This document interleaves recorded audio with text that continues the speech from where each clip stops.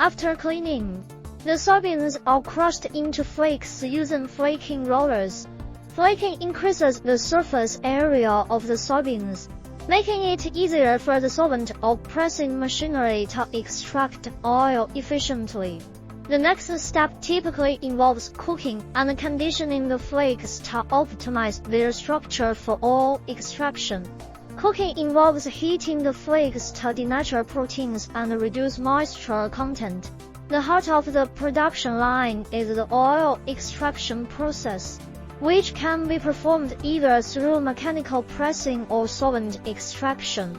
In the pressing method, screw presses are used to physically squeeze the oil from the soybean flakes.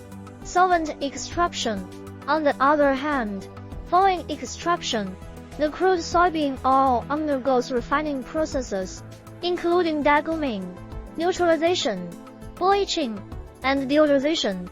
These steps remove impurities, free fatty acids, pigments, and odorless compounds, resulting in clear, odorless, and stable oil suitable for consumption.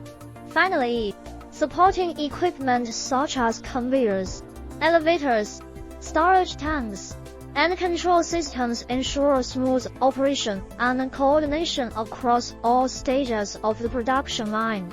A well-designed soybean oil processing plant not only maximizes efficiency but also minimizes waste.